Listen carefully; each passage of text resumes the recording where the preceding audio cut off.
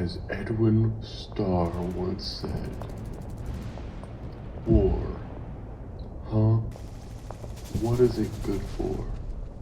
Absolutely nothing. Now that I have your attention, let's talk about the military budget.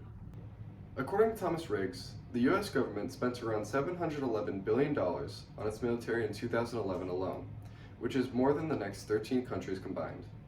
Currently, the United States has the biggest army in the entire world, but it hasn't always been like this.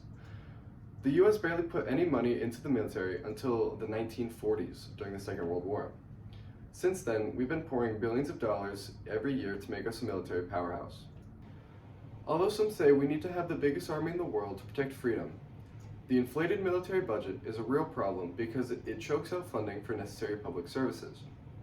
However, the high budget can be solved if we reinvest it into helping citizens by ending hunger and even homelessness in the United States. Some claim that the United States needs to protect freedom across the world, and others say that if the United States doesn't stop putting money into the military, then the other countries will catch up. Adam Berger writes that the US military is vastly overextended, and the amount of overseas bases is tactically inefficient, redundant, and very expensive. Having 1,000 military bases across the globe drastically decreases each base's efficiency.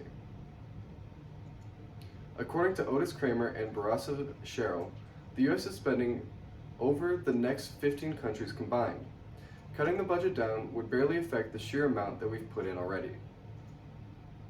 Although it seems like having a massive military is a good thing, the funding doesn't allow for other possible programs for citizens, and even threatens democracy for the United States as well as other countries. Despite the fact that the 2022 military budget only makes up about 12% of the full budget, $715 billion is far too much.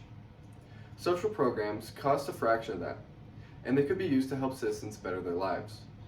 Eisenhower addresses the threatened democracy by saying, quote, "In the councils of government, we must guard against the acquisition of unwarranted influence, whether sought or unsought by the military-industrial complex. The potential for the disastrous rise of misplaced power exists and will persist," end quote.